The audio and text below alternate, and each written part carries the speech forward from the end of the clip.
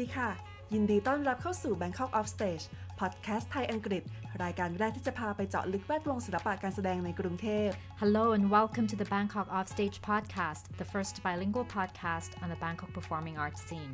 แอมแก้วตา And I'm Amitha.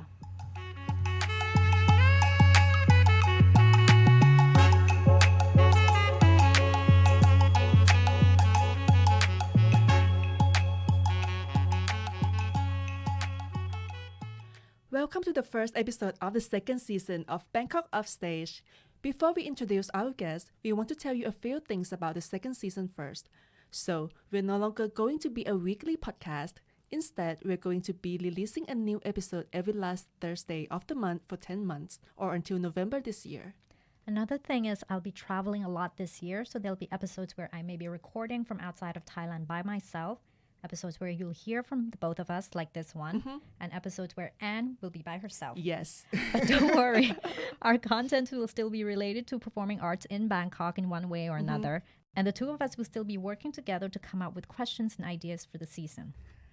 ยินดีต้อนรับเข้าสู่เอพิโซดแรกของซีซั่น2ของ Bangkok Offstage นะคะ ก่อนที่เราจะแนะนำแขกรับเชิญของเราในวันนี้เรามีเรื่องที่จะบอกคุณผู้ฟังบางเรื่องนะคะ อย่างแรกก็คือเราจะไม่ได้ปล่อยเอพิโซดสัปดาห์ละครั้งเหมือนซีซั่นแรกแล้วค่ะ แต่ว่าก็สามารถติดตามเราได้ทุกวันพฤหัสสุดท้ายของเดือนจนถึงเดือนพฤศจิกายนนี้ค่ะ อีกอย่างนะคะตี้จะต้องเดินทางค่อนข้างบ่อยในปีนี้ ดังนั้นบางเอพิโซดอาจจะเป็นตี้สัมภาษณ์แขกรับเชิญในต่างประเทศบางทีคุณอาจจะเจอเราทั้งสองคนนะคะเหมือนในเอพิโซดนี้แล้วบางครั้งอาจจะเป็นแอนคนเดียวสวยๆ ใช่ นะคะ ค่ะสวยมาก แต่ไม่ต้องห่วงนะคะเนื้อหาของเรายังจะมีความเกี่ยวข้องกับศิลปะการแสดงในกรุงเทพไม่ทางใดก็ทางหนึ่งค่ะ แล้วเราสองคนก็จะยังทำงานร่วมกันอย่างใกล้ชิดสนิทสนม เพื่อคิดไอเดียและตั้งคำถามต่างๆนานาสำหรับซีซั่นนี้ค่ะ So let's get to the interview. Our first guest is Mark Teh, who's a Malaysian director, curator, and researcher from Five Arts Center. Another interview with Five Arts Center member. Always a pleasure. Of course. And Mark was recently in Chiang Mai and Bangkok for The Breeding of Maps, a program he co-curated with Kumiko Idaka from Japan. The program began in January and featured an exhibition at Maiiam Contemporary Art Museum in Chiang Mai, along with lectures and performances by academics and artists from Southeast Asia and Japan. It then concluded at the Jim Thompson House Center in Bangkok earlier this month. Unfortunately, both of us missed the event, but in this episode, we talked to Mark about the breathing of maps, doing political theater as a student. A college student, yes. Yes, and what it's like to work with history and memory as an artist in Southeast Asia. This episode is in English. สำหรับเอพิโซดแรกนะคะเรามีโอกาสได้สัมภาษณ์ Mark Teh ซึ่งเป็นผู้กำกับพันธรักษ์และนักวิจัยชาวมาเลเซียจาก Five Arts Center นี่เป็นการสัมภาษณ์ครั้งที่2แล้วนะคะกับสมาชิก Five Arts Center ใช่ค่ะก็มาร์คเทนะคะเป็นพันธรักษ์ร่วมกับพันธรักษ์ชาวญี่ปุ่นคุมิโกะอิกิดากะสำหรับงาน The Breeding of Maps ที่มีทั้งการจัดแสดงนิทรรศการที่พิพิธภัณฑ์ใหม่เอี่ยม Contemporary Art Museum ที่เชียงใหม่งานนี้มีทั้งการปาฐกถาและการแสดงโดยนักวิชาการและศิลปินจากทั้งในภูมิภาคและจากญี่ปุ่นค่ะโดย The Breeding of Maps มาสิ้นสุดลงที่พิพิธภัณฑ์บ้านจิมทอมสันในกรุงเทพเมื่อต้นเดือนกุมภาพันธ์ที่ผ่านมาค่ะแต่ก็น่าเสียดายนะคะที่เราทั้งสองพลาดงานนี้ไปแต่ในเอพิโซดนี้เราก็จะได้พูดคุยกับ Mark Teh เกี่ยวกับ The Breeding of Maps รวมไปถึงการที่เขาเริ่มทำละครการเมืองตั้งแต่สมัยเรียนเลยแล้วก็การทำงานกับประวัติศาสตร์และความทรงจำในฐานะศิลปินในภูมิภาคเอเชียตะวันออกเฉียงใต้เอพิโซดนี้เป็นภาษาอังกฤษนะคะสามารถติดตามอ่านคำแปลภาษาไทยได้เร็วๆนี้ที่เว็บไซต์ของเรา www.bangkokoffstage.com ค่ะ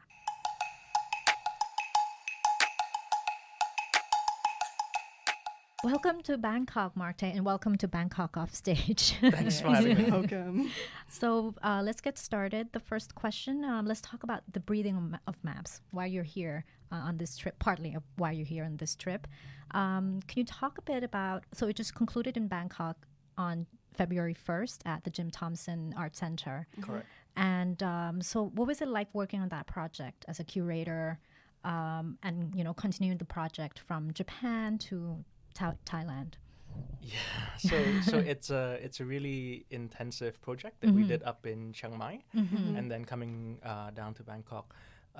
But maybe I need to set a little bit of context because the project, the Breathing of Maps, as the name suggests, is really motivated by thinking about mapping as a kind of technology of modernity and what it did in relation to Japan.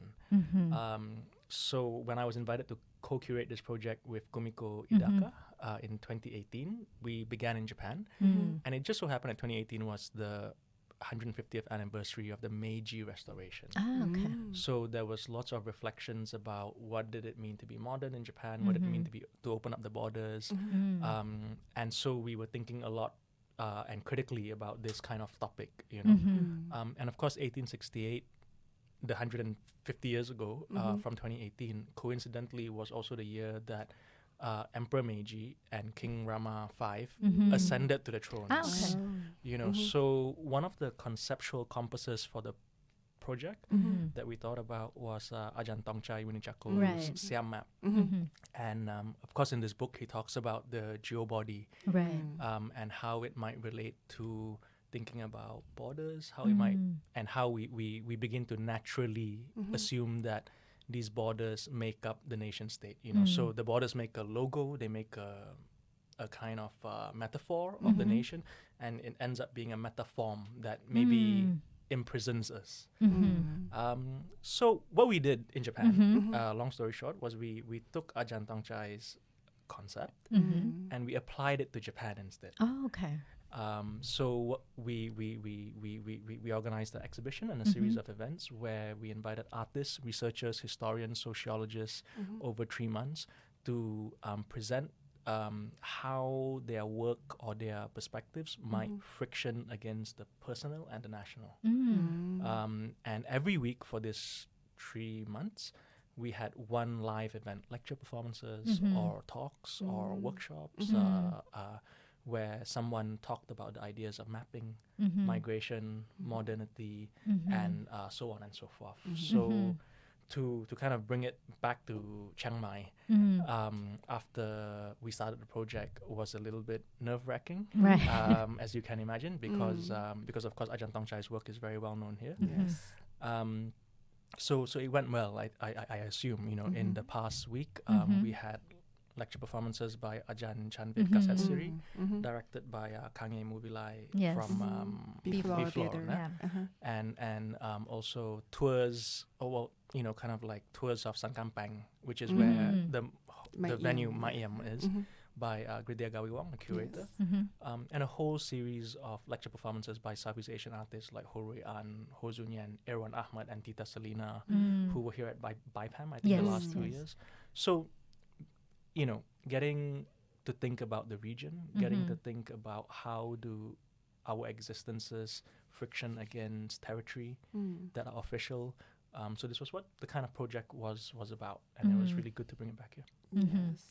Let's go back a bit. Oh, go ahead. Sorry. So I was like to add, ask a bit further. Like you also like collaborate with Nontawat Namejapon, who is a film director Chai, in that yeah. like project, the lecture, That's the right. performance. And why do you choose, or how did you choose to work with him? Yeah, so it wasn't me directly, Okay. but what we did was in the Chiang Mai version, we wanted to shift the focus a little bit from Ajahn Tongchai's concept, which is really zoom out. Yeah. And we wanted to zoom in by looking at individuals, individual people who their lives maybe sometimes contradict or challenge the journey of the state, or have very interesting frictions with the state. So in the case of Nontawat Nomunchapol, he worked as a co-director with Kange of B-Floor in Ajahn Chanvit's performance. So we invited them to share this because, of course, Ajahn Chanvit Kasatsiri is a very well-known Yes. historian Yes, very. here. And he has written a lot about the history of Southeast Asia, but we wanted him to talk about his own life experiences. So in this particular performance, he tracked his life from Banpong during the Japanese occupation to, you know, the incidents of 73 and 76 in Thammasat, to going away to Kyoto and being in the United States, and also his relationship with Japan. Yeah, so the project was called An Imperial Sake Cup and Sake I. cup. And in 1964, he received the Sake Cup because he was part of the welcome delegation when Prince Akihito visited Thailand. So in the case of someone like Nontawat, who's a very well-known as a documentary filmmaker, he followed Ajah's last couple of trips to Kyoto and shot some material, and he kind of worked with Kang A of B-Floor to make this lecture performance. So it's a kind of life story, you know, of 65 minutes, and Ajahn is a lot older than 65 minutes. So we hope they can do it in Bangkok at some point. We were hoping to interview them for like this season, but then we don't know yet what's gonna happen. Maybe when they do it. Hopefully. Yes. Let's go back a bit about your background. We heard that you like started doing political theater during university. Right. So at the time there wasn't like a lot of like, you know, people still scared of doing like political theater due to like fear and censorship and all. And could you tell us what was like back then and what is like doing a political performance and artwork in Malaysia and Southeast Asia? Now, Yes. Back then and now. Sure. It's a big question. So when I was like 18 or 19, this is the late 90s, I was an English literature student in college, not even university. And one of my lecturers, who was also a social activist, Mohan Ambikepaka, he, for the literature class, would set us assignments to review theatre. This is Malaysian literature, like literature. English literature. Okay. Yeah, you know, so he would set us like assignments to go to and watch theatre because many of us were not exposed to drama. And it just so happened that at that point in time, the main theatre in Kuala Lumpur was directly underneath Dataran Merdeka, or what we call Independence Square. It's where independence was declared in 57, but also at the same time, it's a kind of site for a lot of protests. So, 18-year-old students like being forced to go and watch theatre, which we were not so interested in. We have to navigate through like tear gas and water cannons because this was the 1998 Reformasi demonstrations after the sacking of then Deputy Prime Minister Anwar Ibrahim. So we would have to like navigate through all these people in order to go underground to watch theatre. And it just so happened that,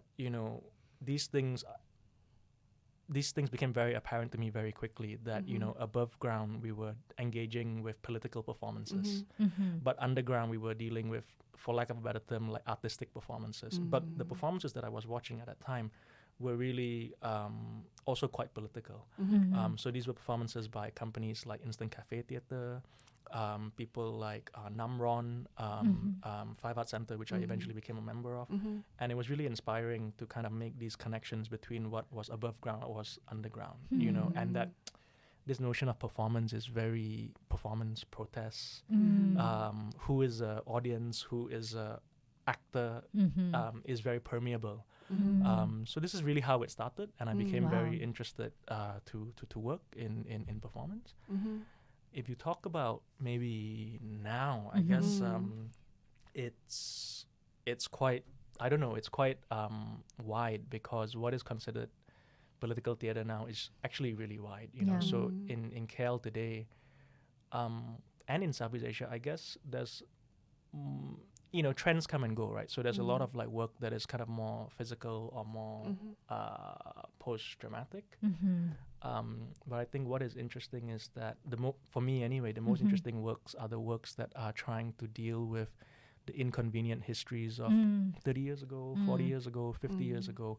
And often this work is being done by artists who are, let's say, in their 30s or 40s, and they didn't live through necessarily these incidents. I mean, we all have them, right? 76 in Thailand, 69 in Malaysia, 65 in Indonesia.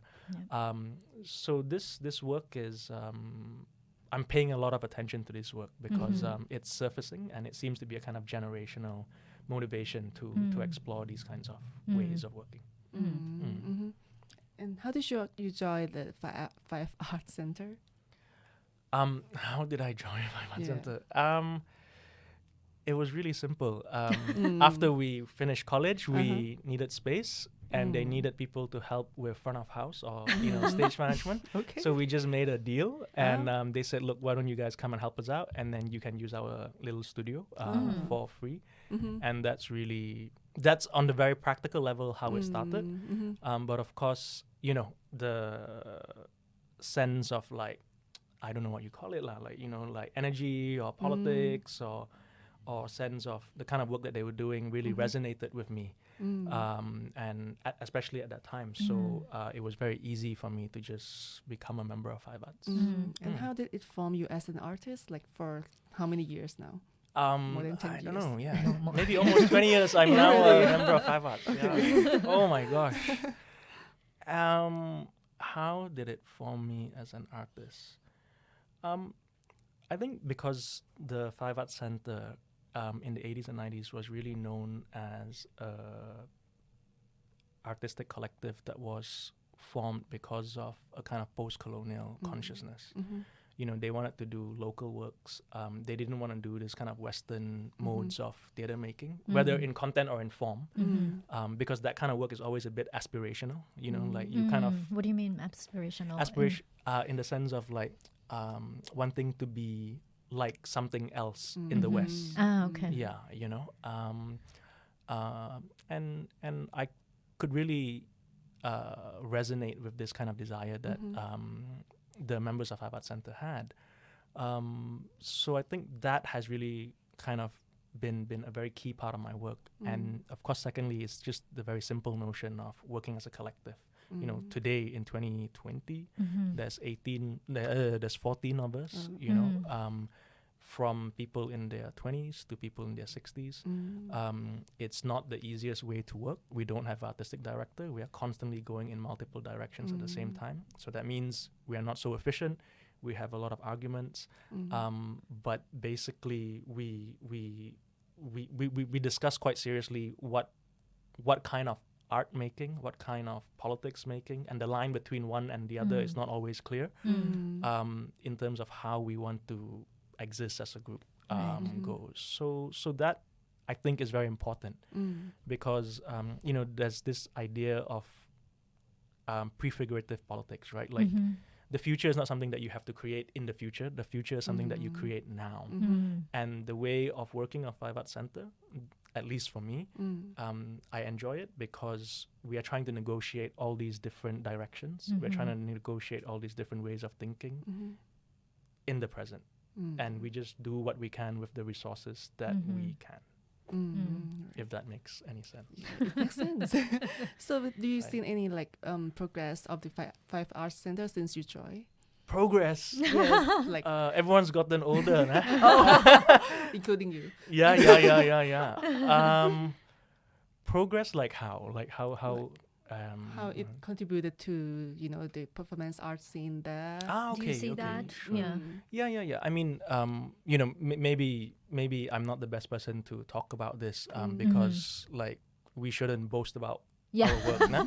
But in terms of recently, like the shift in our focuses, besides making performances, I think something that has been very significant, maybe Bangkok listeners or podcast is everywhere.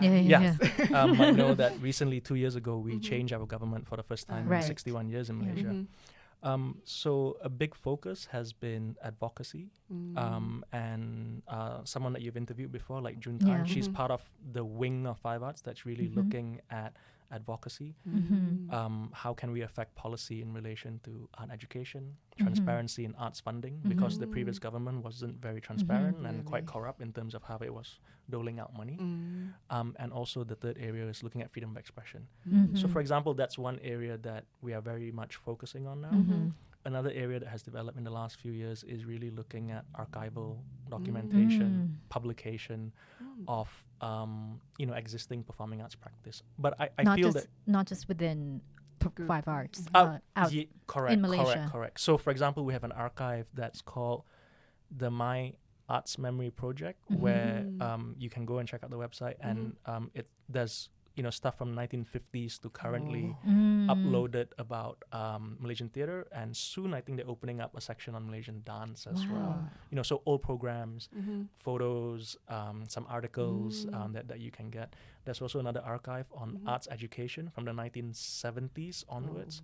So this is the work of Janet Pillay, who's also a Five Arts member, and her kind of journey parallels the work of like Makampom and Maya in the region, you know. Wow. So I guess we know that this is not only in our own context because things like collective Thai scripts, you know, like everyone is thinking a lot about historicizing, documenting, and critiquing existing practice. Right. So besides just making work, which we still do a lot of, these are, let's say, two areas that we are thinking a lot about, you know, advocacy in relation to artists' issues and artists' rights, and other areas looking at archival documentation publication. Are you involved in these two wings? Just a little bit. Just a bit. Oh, okay, yeah. I'm a new father, so I have some other responsibilities right now. Sorry, and are these like government funded? Did like, government help you any, you know, with the archival and stuff? Yeah. So in terms of Five Art Center exists by drawing financial support and other resources from a variety of agencies, let's say, you know, private sector, but also we receive some public funding and also some foundations. Okay. Yeah. Is it complicated to work with the government agencies in Malaysia, especially with this type of work, with advocacy, freedom of expression, and all of that? Yeah, I think it's getting more complicated. Okay. Yeah, because and maybe it's something for us to think about a little bit more. Because of the content of our work, which tends to be a bit more political. Of course, historically we've had ups and downs with the authorities. Yes. But maybe it's still a bit too early. We're only 1.5 years into this new government, and so far. There hasn't been as many incidences of censorship, let's say, except when it comes to LGBTQ issues in Malaysia. So this seems to be the new enemy that is always kind of brought forward, and it has impacted some theatre practice. However, I think this is an area that we need to kind of like spend a little bit more time and look at. Also, it like it's how do you say like. One of the members of Five Arts is also now a politician. Yes. Fahmi Fadzil, he's now a member of parliament. So this is a topic which we are internally thinking about, and for now don't have very clear answers on because he's now a public servant. Exactly. Yeah. And it would be interesting. I hope not, touch wood. But if something crops up, we will see how this relationship between art and politics really plays itself out. Right. Interesting. I met him when he came for BIPAM, and I was like, this is maybe interesting. he was there last year. Yeah. He already joined the government? No. Yeah. He was already. Yes, he's part of. He's a person with power. Yes. And he belongs also to Five Art Center. Yeah. So let's talk about history. Can you talk about your interest in history and also which aspect of Malaysian history or Southeast Asian history are you interested in? Exactly. I mean, it's really funny because yesterday we were talking a lot about history with Ajahn Tongchai as the last event of our Breathing of Maps project. But maybe before going to him, like one of my favorite historians is a Scottish historian, Carolyn Steedman. She's a feminist historian, and she wrote a really beautiful book called Dust, the cultural history of the archive and dust. And in this book, she talks about how, dust is everywhere. We can't get rid of dust, and we try and sweep the dust away. But when we are sweeping a room, we are actually like moving the dust around only. We collect most of it, but the dust always remains. Like it cannot disappear. And of course every day we are shedding and more dust is coming out. So I think of history this way, which it's a very nice metaphor to think about how like it's something that always remains. So yesterday at this symposium that we had, Ajahn Tongchai, when I mentioned this thing about dust, he said, it's like ghost. Like for him, like dust haunting, is like ghost, something that still hangs around, something that has a life that is longer than the normal way of thinking about life, And of course, for Ajahn Tongchai, his new book is coming out soon in March, and it's called Moments of Silence. It's related to the massacre in 76. Right. So he calls this term the unforgetting. and it's an event that we cannot forget, but we can't quite say it publicly. You know, and he had a very nice and contemporary way to describe it. He said, think of Me Too. You know, so people who've gone through sexual assault, you know, they don't forget, right, but they cannot speak out this thing. So what is their silence? Is their silence just because they are cowards? No, of course not. You know, so it's a very complex issue, obviously. So coming back to this notion of history, and why we invited Ajahn Tongchai, and why my work is interested in history, is I'm interested, of course, in these moments of inconvenient histories, inconvenient memories, you know, the kind of stories that don't fit so well into the official narrative or national narratives. And of course, we find this across many parts of Southeast Asia. You know, countries which have had 60 years, 50 years, 70 years, 80 years of particular types of history under the same regimes, and we're coming out of that. So this of course is why history is interesting and is important, because actually we have very long ancient histories, but the histories that we have been educated or in some cases miseducated in is really like a 50-year-old history, you know, the national history, let's say. So my work specifically has been dealing with Malaysian history related to the emergency, which lasted from 48 to 60. It's a kind of civil war, but also related to the future, because when I was growing up in 1991, then Prime Minister Mahathir Mohamad launched this grand vision that by the year 2020, this year, Malaysia would become a first world, you know, nation like the United States or Germany or Japan or something. And as growing up, we all had to draw pictures of what, you know, short stories. Exactly, right. And if you think about it, it's a kind of public art made by the state. The state created, helped made you create. Right. So, you know, all these students in classes, I mean, like, we can use the propaganda word if we want, but I also think another way is like, it's public art. You know, like we all have to like do this. So, I mean, my book doesn't only deal with the history, but also the future, but I guess these things are intimately linked. When after you read Dust, and did you think differently about censorship then in Malaysia or anything like that? Because it's like you said, history can never be completely erased. It's always there. Did you think of that at all about like, censorship? Yeah, or how that, or did it make you think of that at all, about how history is, if something happens, even when you try to erase it? Sure. Like, what does it do? Or maybe if I can give an example, if we have some time. Like, I mean, censorship works at various levels, right? But maybe a very extreme form of censorship, which is related to my work, in a subject in my work. So one of the works that I've been doing is this thing called the Baling Talks, and we've done several versions over the years. In the very last version that we've done, I should mention that the Baling Talks was a failed peace talks in 1955 between Chin Peng, a communist leader, and two men, Tunku Abdul Rahman and David Marshall, who were then the chief ministers of Malaya and Singapore.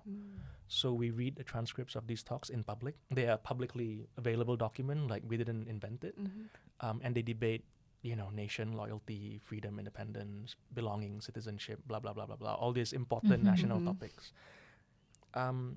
But at the same time, when we were doing this in 2015, it was 2 years after Chin Peng had died. Chin Peng died in Thailand. He died in Bangkok. So from 1955, after the talks, to 2013 when he died, he basically lived in China, but most of the time he was in Thailand. One of the last things that he did was he wanted to come into Malaysia to visit his hometown or his parents' cemetery, but he was always not allowed to come back. The Malaysian government's reason was that you cannot produce your identity card, so we cannot prove that you're a Malaysian citizen, so you cannot come back. Wow. So this is not exactly censorship, but it's a kind of censorship, right?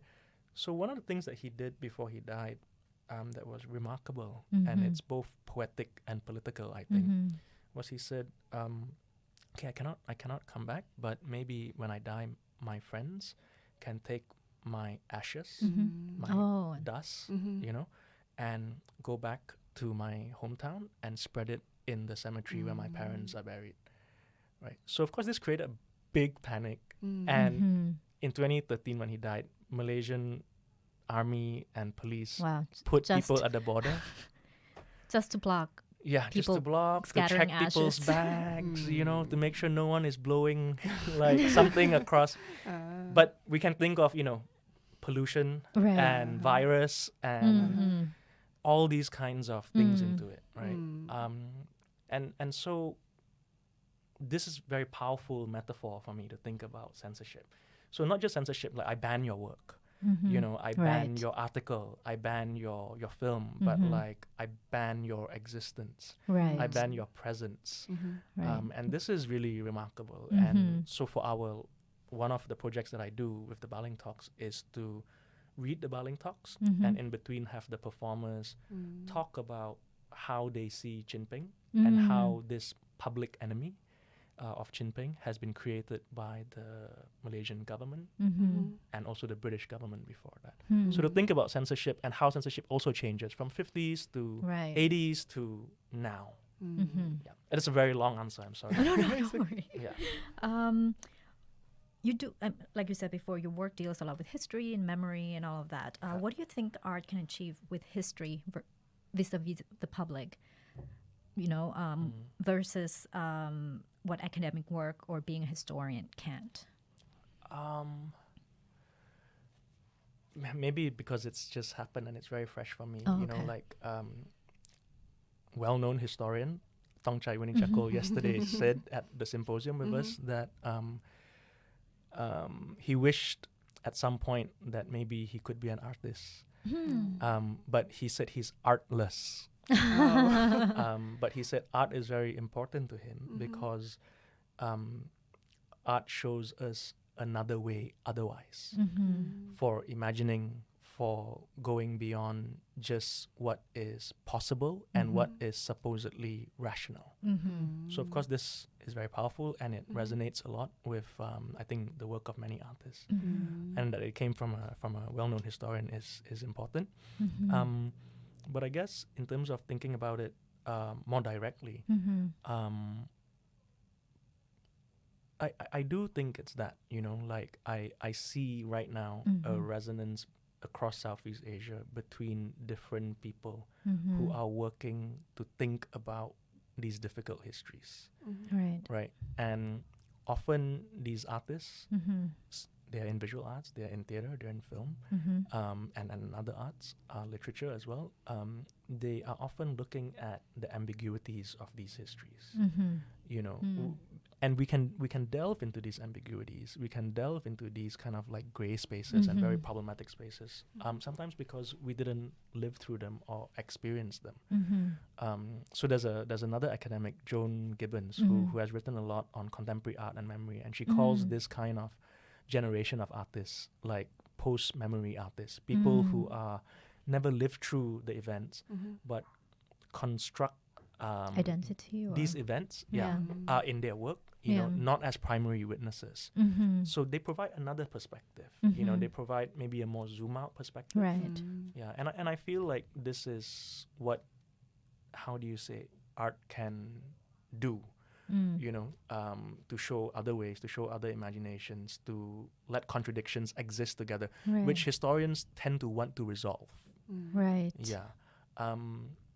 But I don't think we have to be so binary either, right? Because, of course, the most interesting works are the ones that are collaborative and cross-disciplinary. So, you know, artists, of course, are also working with historians and all these kind of things. Do you work with historians often? Directly, I mean. I work with journalists, I work with activists, I work with amateur historians. But just in this breathing of maps, you know, we had Ajahn Chanvit in the project, we had Ajahn Tong Chai in the project. So so yeah, I mean, there's this kind of ways as well. But what is interesting is in the program we also had certain artists like Ho Jun Yen, for example, Singaporean artist, who thinks very historically about Southeast Asia. So he presented a lecture called The Critical Dictionary of Southeast Asia. And in this 90-minute lecture, he goes from A to Z of the key terms that is his Southeast Asia, like from a dictionary. So like R for resonance, A for anarchism, K for kings, and so on and so forth. H for haze, and yeah. So he's created this dictionary by himself, right. and the way he approaches like the history of Southeast Asia would be very different from Ajahn Tongchai or Ajahn Chandra. Right. And I think it's also very strong, if I can say that. Yeah. Where are we? What are the challenges of working with history, documents, facts in this region?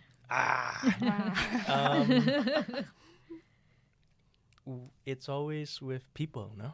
Because lived experiences are much more complex than words on a page and photos in a book. And so to deal with difficult histories, inconvenient histories, unresolved histories, memories that are still being in people's minds who are alive. So then to make creative work or artistic work, and especially if you want to deal with some communities,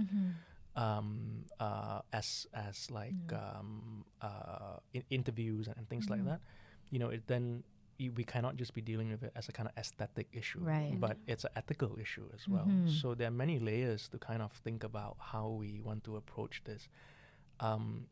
But I like having this problem because it's, beyond just the fact that it's a responsibility. Right.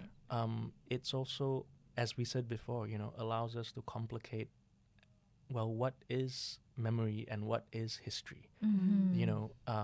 An individual's memory can also change, Right. Not just because of old age, but because they may misremember something slightly differently each time, So there's different complexions to it.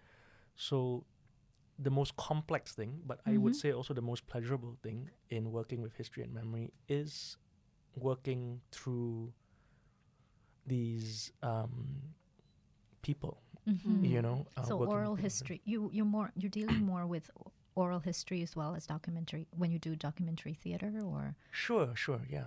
I mean, because as an example, like the work that I mentioned just now for Baling Talks, like Chin Peng is like the number one public enemy in Malaysia even to today.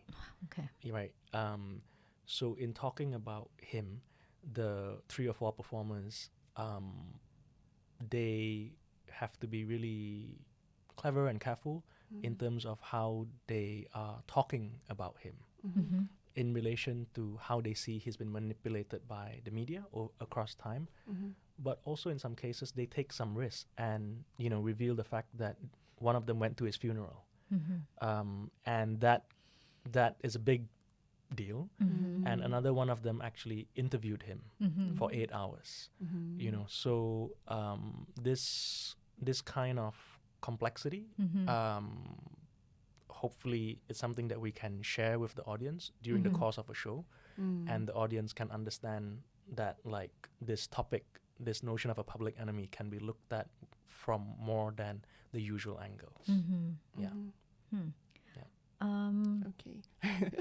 Okay, like lecture performance and documentary theater is not that popular in Thailand yet. Can you like give us more details, a bit more from your insight? What are they?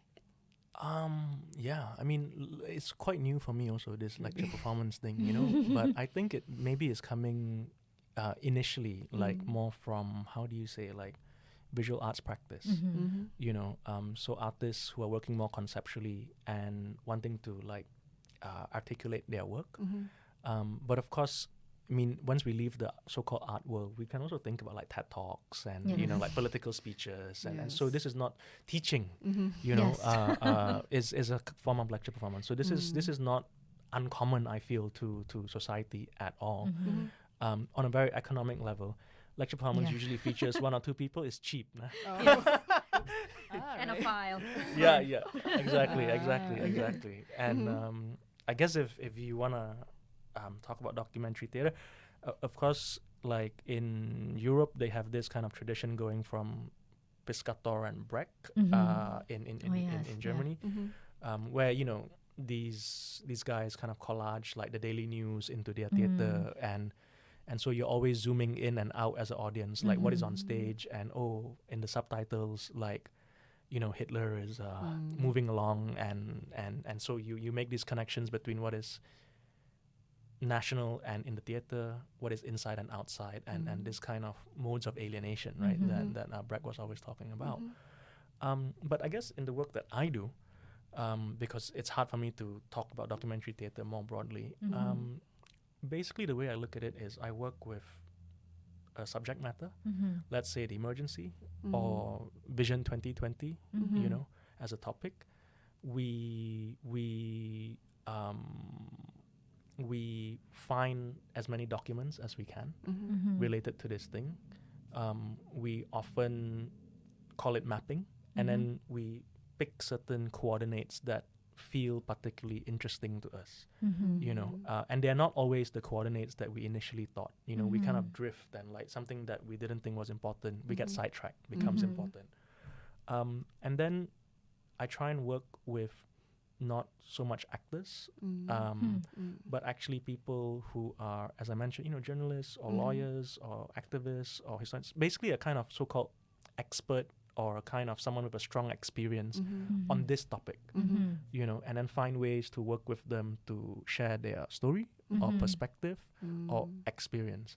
So I often tend to think of the people that I work with as performers, not so much as actors, but more like social actors or sociological actors, and of course, if we do it that way, then of course we think of the audience in a slightly different way, which is we tend to think of them more like witnesses, because I'm not hiding behind a character. Of course, we're very clear that once you're on stage and there's like 200 people watching you, you are not quite your normal self. We know that, but let's say something else is at work when this happens. I was going to say, because sorry, just to take over this question a little bit, but I was wondering why you choose theater plus nonfiction, because I feel like in Thailand, when you do political theater, when you deal with history, you kind of, artists tend to like do things to hide in a way that, people don't get right away that we're talking about this issue. I see. Like physical theater or plays that are so abstract that feel like, maybe it's about that. Yeah. Or like we know because we know the politics of this artist or his past work. Whereas you are dealing, even though there's quite a bit of censorship, I mean, throughout the region, but you're dealing with people direct experience, interviews and people, even non-actors telling even their own stories and things like that. Why do you choose that? It's strange. I mean, it wasn't, it wasn't like a conscious decision to go that way, but it seems to have just gotten that way anyway.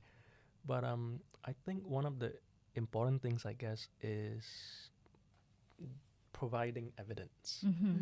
So providing evidence in terms of documents, providing testimony in terms of experience, seems to be really important, especially in the kind of work that we do, where things get lost.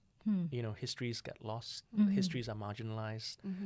If you've had 61 years of the same government in power, national history is essentially the history of one party, and we are only beginning to surface out of that right now.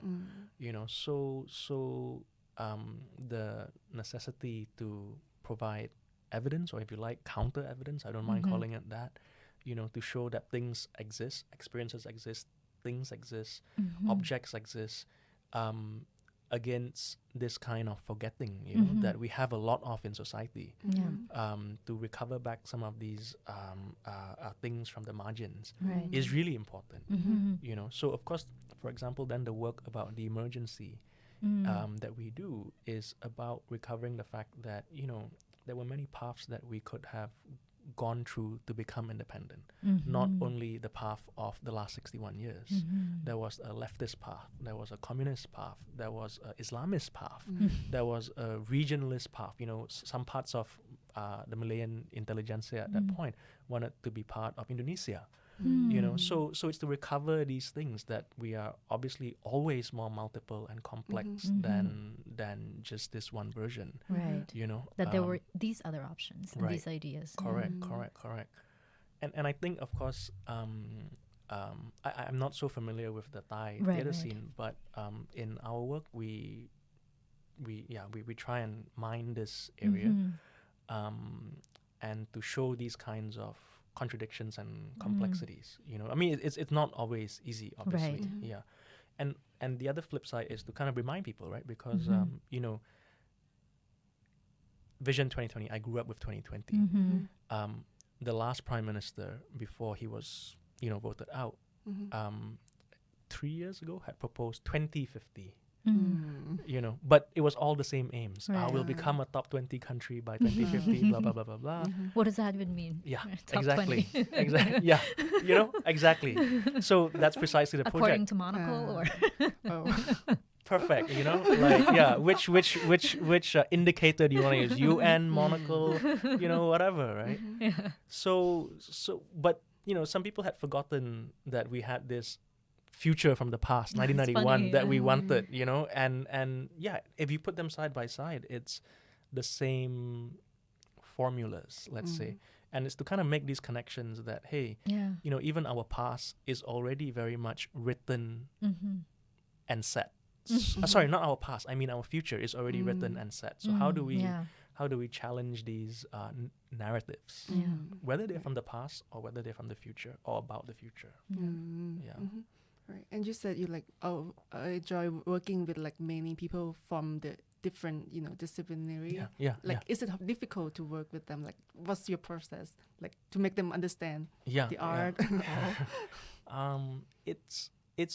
I know the thing because it's not difficult for me because I think it's I'm a busybody.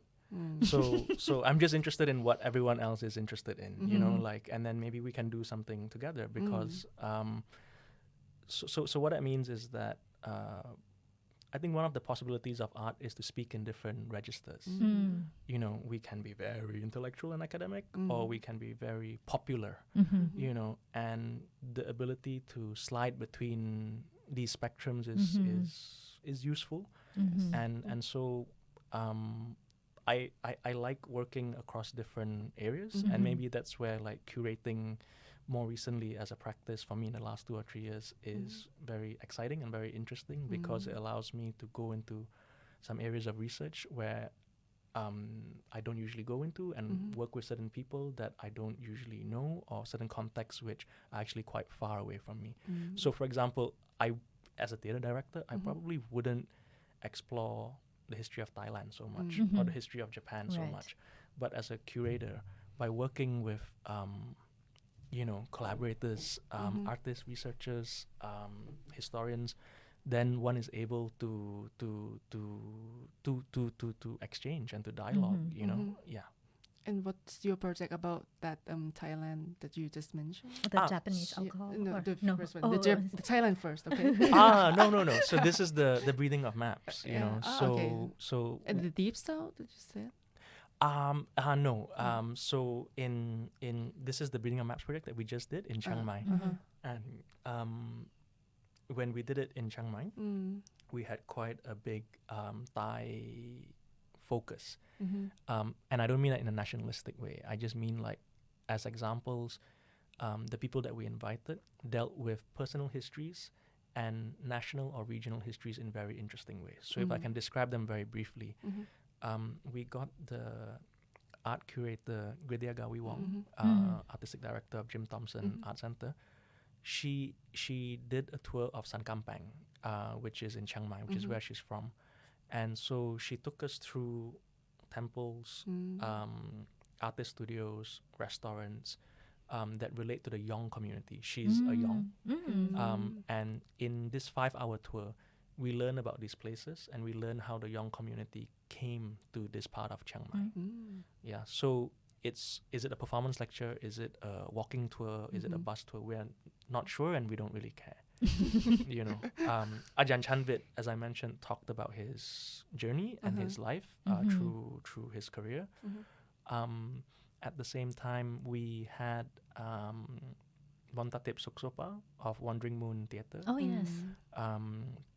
perform like little fragments of her own personal history, you know, over the last 20 years, dealing with her challenge as a female contemporary shadow puppeteer against this very male tradition, and also, of course, being the daughter of a very famous artist, Sri Suksopa, and some of the tensions that may exist there, and also just her very own personal reflections of working through shadow, you know. So this is what I mean by in terms of thinking about breathing of maps, we're not only talking about national map or map of city, but like personal maps and personal journeys, and how do people make meaning through their own path.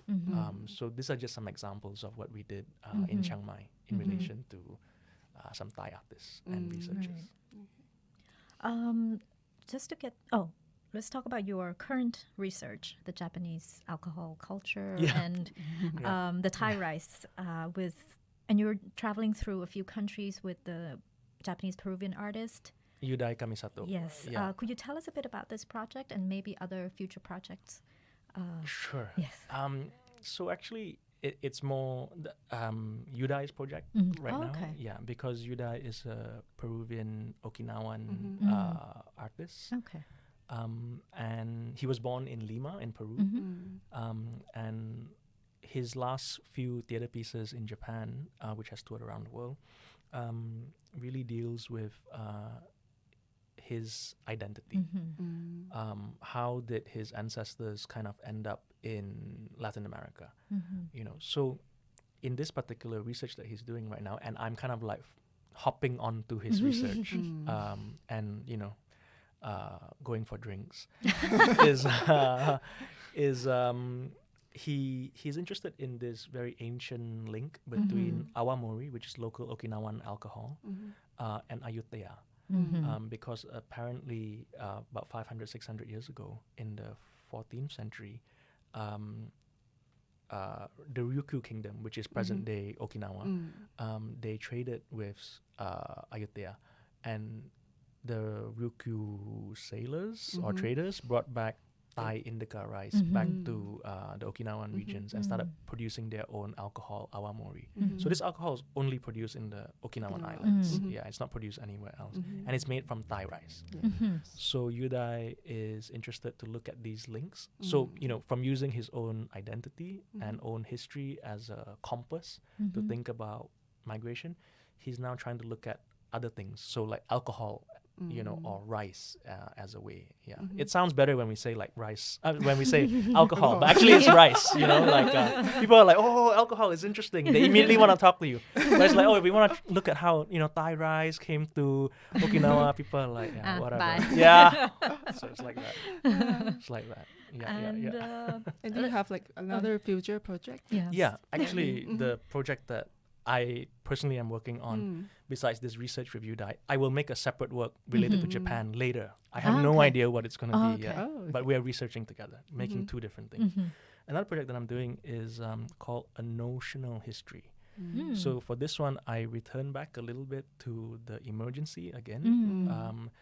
And this year in 2020, a new history book arrived in Malaysia under a new government. So already this history book is creating a lot of controversy, even before people saw it, because how does it change? What will it say about the previous government? What does it say about the left? Blah, blah, blah, blah, blah, blah. Are the communists rehabilitated? Of course they're not in this book. So in 2008, some friends and I actually interviewed 11 Malayan communists in their 80s Wow. in the deep south of Thailand. They live in 4 peace villages there. We wanted to make a documentary about their struggle or their revolution, but eventually we never released this documentary because the conditions were not right, you know, and we just thought like it's too sensitive or it's too difficult, and we didn't know how to maybe protect ourselves, let's say, at that point in time. So this year, in this notional history project, we try to bring this history book and this 40 hours of film that we shot together on stage. Whoa. So in between dissecting the history book, we are showing some video clips of interviews with these old people, these communists, about their perspective of Malaysian history. So it's bringing like 2 documents together, but you know Different. they are really different. So this is a notional history, and we showed a version of it in TPAM in Yokohama last year. Oh, okay. And we show it again in Japan again, and also in Europe, and of course in Malaysia this year. So a notional history as opposed to a national history. Yeah, of course. Yeah. Let's go back to your Vision 2020. It came up a lot. And do you remember what you did then for like the school project? The drawing? Yeah. Oh, you did the drawing. Do you remember what you did? No, you know, like no one really remembers. But we all have this picture that we all drew like, you know, impossibly tall skyscrapers, too many colors, you know, long BTS or MRT that is, you know, and just radioactive colors, right? Flying cars, of course, flying cars, no? Yeah. Everyone had these kind of. You don't like, remember like which vision of future, like which sci-fi movie or anything like that affected your imagination of the future? I mean, it has to be Back to the Future. Yeah. Like, yeah, you know, That's back true. and I often think a lot about the history work that we do as a form of time traveling. Right, because we are time traveling to the emergency, or we're time traveling to, you know, this kind of way of thinking about things. Yeah. So time travel is a more sexy way to talk about history, maybe. You know. Yeah. What's your vision for 2020? Now? This year. You're like, That's my vision for 2020. I'm nearing 40 soon. Oh, I think God, in a few, you know, like but so in a few my months, my eyes have always been good, so they're beginning to I had beginning to get short sight or long sight. I don't even know which one. That's so funny. Yeah. That's so funny. in the year 2020, I, on a very personal and physical level, hope that my eyesight can Remain deteriorate, but very, very, very slowly. So no longer 2020.